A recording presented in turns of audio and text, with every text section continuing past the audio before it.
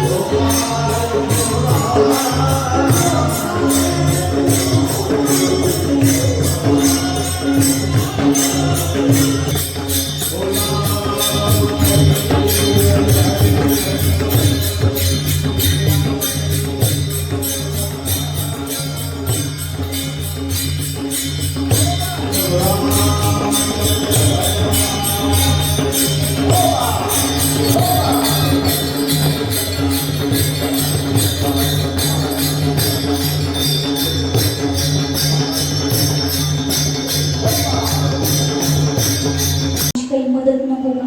म्हणाले आम्ही आता वानर होणार, तुमच्या मदतीसाठी आम्ही वानर होणार. त्या मीटिंग मध्ये भगवान शिवजी होते. म्हणाले आप बंदर बनोगे तो सबसे बड़ा बंदर मैं बनूंगा.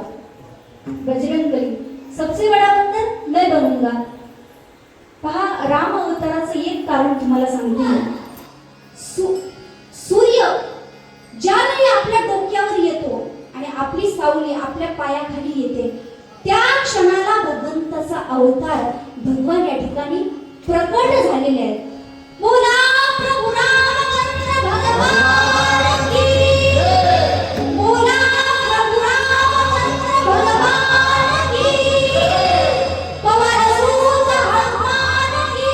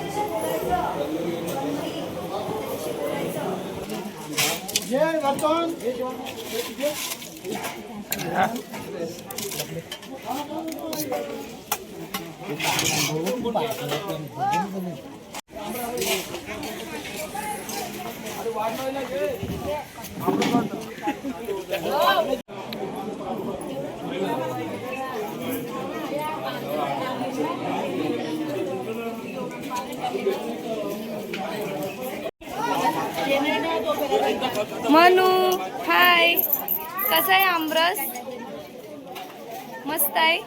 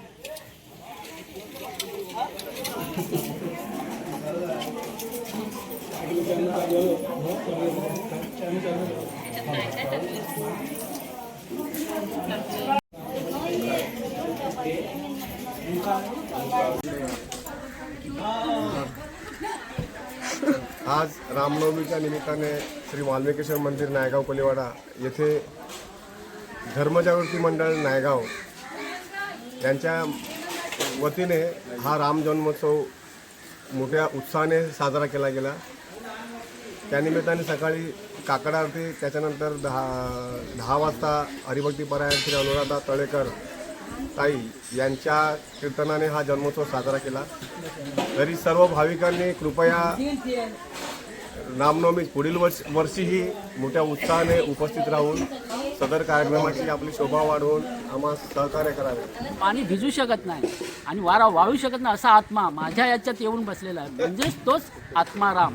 आणि त्या आत्मारामाचा आजचा जन्मदिवस मोठ्या थाटामाटाने नायगाव या गावात उत्सव साजरा केलेला आहे. तर आज जो रामनवमी निमित्त हा सोहळा होता, तर तुम्हाला कसा वाटला? थोड्या 2 शब्दात आम्हाला सांगा. आजचा हा रामनवमीचा सोहळा श्री अनुराधा ताई तळेकर यांच्या कीर्तनाने संपन्न झाला. जन्मोत्सव आज आपण श्री वाल्मिकेश्वर मंदिर नायगाव कोळीवाडा येथे हा श्री प्रभू रामांचा जन्मोत्सव साजरा केला. आणि या रामनवमीच्या उत्सवास धरून मागील एक 7 दिवस आपला ज्ञानेश्वरी पारायणाचा उत्सव असतो वाल्मिकेश्वर मंदिरात. साधारण आपला गुढीपाडवाच्या दुसऱ्या दिवसापासून हा ज्ञानेश्वरी पारायणाचा सोहळा सुरू होतो.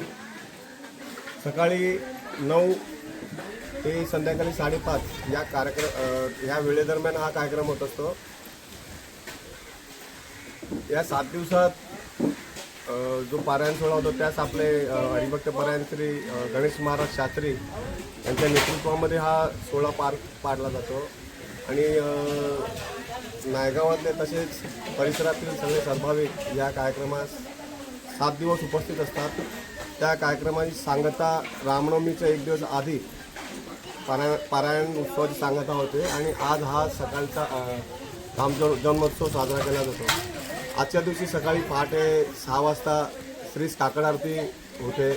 तदनंतर 10 वाजता बरोबर राम जन्मोत्सवाच्या कीर्तनास सुरुवात होत असते.